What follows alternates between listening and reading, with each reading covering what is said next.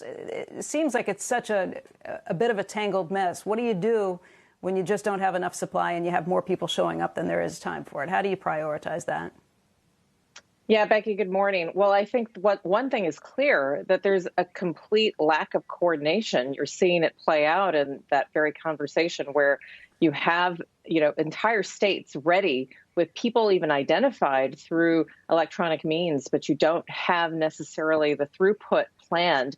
And you're absolutely spot on that we've got about 26 million doses that have been delivered through Operation Warp Speed through the federal government to states, but only about 9 million that have made it into people's arms.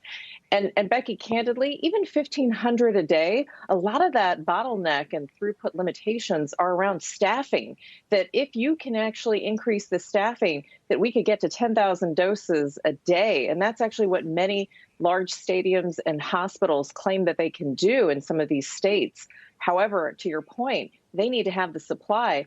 From the beginning, Becky, we've seen a theme that the supply has been far reduced from what states had originally expected, which has caused them to pivot and have to do essentially what we're seeing, which is rationing out this. And when we've got a narrow window where we have people who are incredibly high demand on one side, the worst thing that we can do are create these bottlenecks through actual throughput bottlenecks, meaning not enough people to give the vaccinations or places, as well as the supply bottleneck.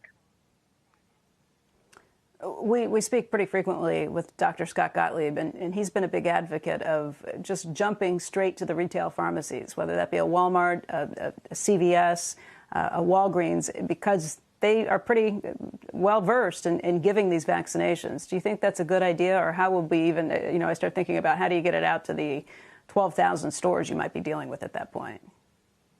Yeah, I think Dr. Gottlieb is exactly right. Look to the people who do this on a daily basis. When you look at the 100 million flu shots that have been given out over the last 18 months, Becky, we're really talking about retail pharmacies as well as pediatric offices. Don't forget that we've got a lot of community-based physicians who are well equipped to do everything, Becky, from drive-by vaccination sites or setting up parking garages to make it easy and safe.